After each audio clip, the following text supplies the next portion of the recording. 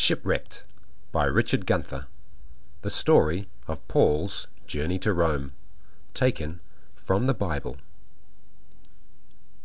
Paul was leaving for Rome.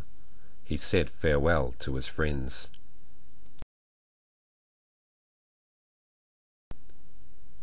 Paul had been arrested by the Romans and charged with causing trouble because he was a Christian. Paul had appealed to Rome, so to Rome he had to go.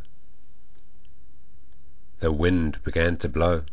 The captain had to change course. At last land came into sight. They sailed into port. It had been close. They could have sunk. But the man in charge wasn't going to let a storm stop him.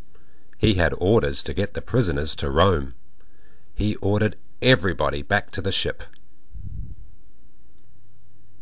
But once again the weather changed, and another storm began to blow. They sailed slowly for many days, and began to give up hope. Paul spoke to the man in charge and to the captain of the ship. "We are heading for disaster and great loss," said Paul.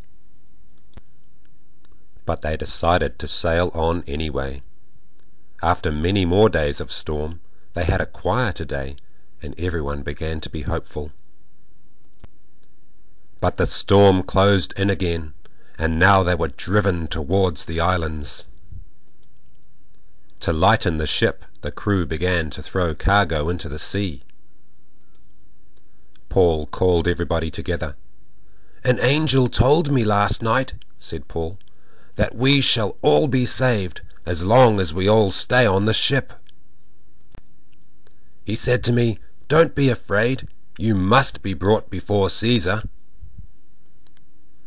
The storm blew until the ship was so close to land that the crew could hear the waves crashing against the beach. Paul encouraged everyone.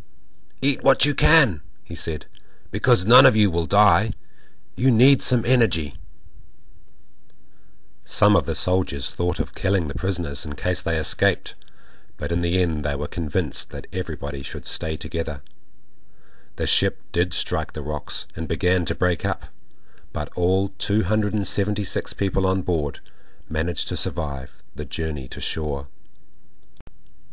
It turned out just the way the angel said. God always keeps his promises.